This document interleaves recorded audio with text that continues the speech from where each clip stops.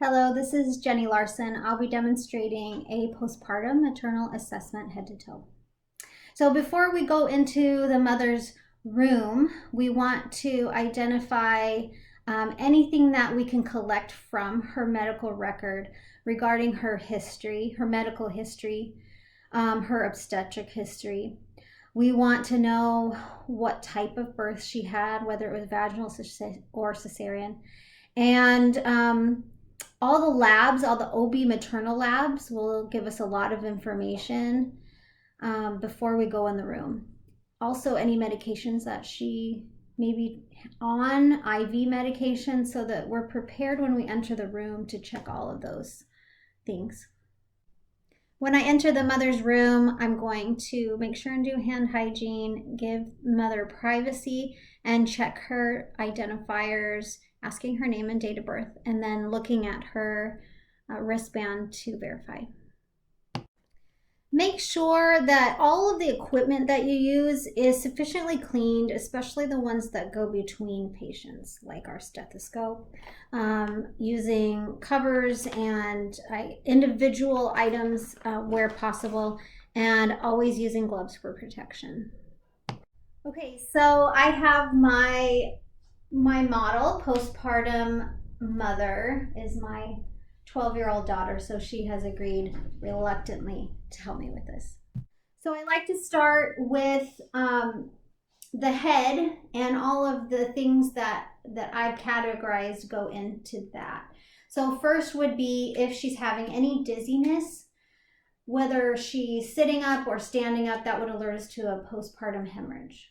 I'm also going to ask if she has any headaches or vision changes, because this might be a postpartum preeclampsia, and they're not out of the woods postpartum for that. So we will also add on the blood pressure to verify that. And then also with the head, we're going to the mouth. We're going to want to know if she's eating and drinking. And then we're also going to take a temperature orally. If there is an elevated temperature or fever, that will be an indication of infection. Okay, moving down to the heart. I want to know her heart rate. I also put emotions in this category. I want to screen for postpartum depression and how the mom is bonding and her attachment to baby. Next, we're going to evaluate the arm. So at this point, we're going to do a blood pressure. And an elevated blood pressure might be postpartum preeclampsia. And a hypotensive blood pressure may be an indication of a postpartum hemorrhage.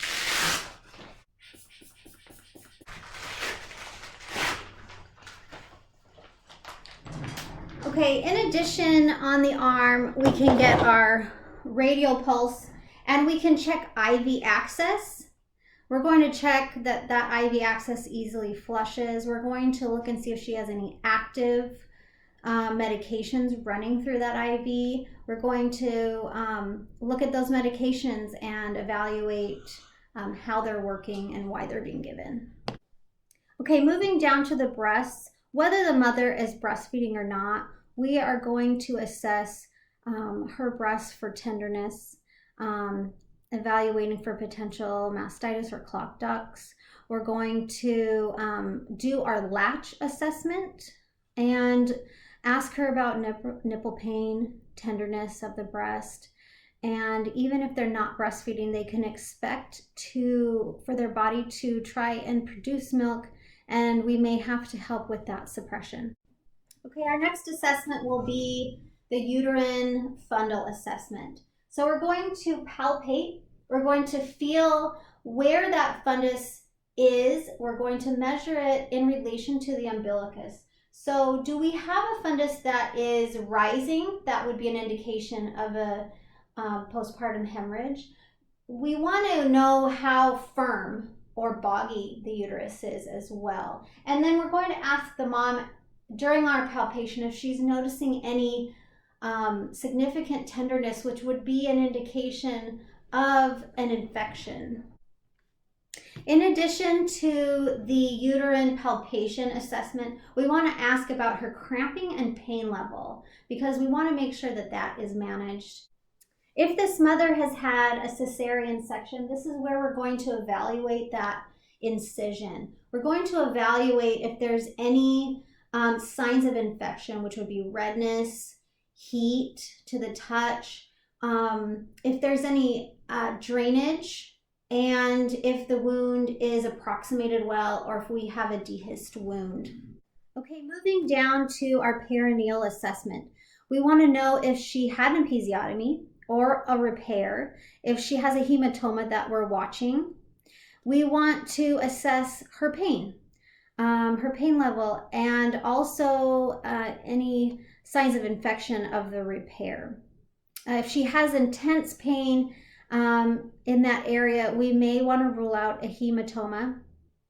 And then also we're going to get an evaluation of her bleeding. So we want to know, is her lochia light or moderate, or we're going to evaluate her blood loss at this point.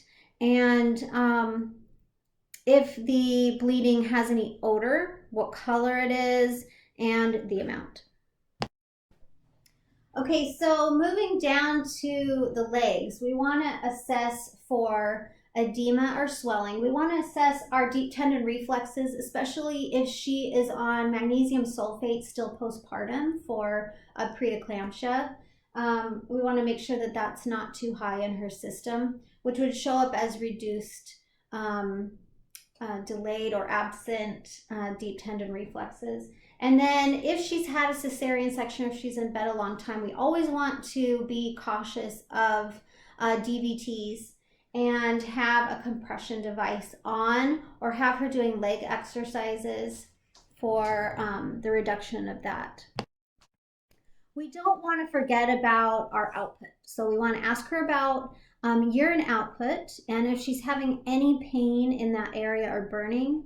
We also want to ask if she's had a bowel movement, and to emphasize the need for stool softening foods or stool softener. If she's had a cesarean section, we want to make sure and ask if she's having flatulence or gas moving and expelling. This is going to be important post-op assessment. Before we finish our evaluation, there's some questions we may get from the chart, we may get from the mother that we want to do before leaving the room. So a few additional considerations would be the mother's blood type. If she's Rh negative, then we will want to be doing a RhoGAM shot before discharge. Also, her labs for rubella, we want to know if she is immune or not. If she's not immune or equivocal, we would offer that vaccine before discharge as well. And then we would want to know if she's diabetic or has any other conditions that we're going to need to be monitoring closely. So with our discharge teaching for this mother before she leaves the hospital, we're going to want to emphasize a few key points. One is the bleeding assessment.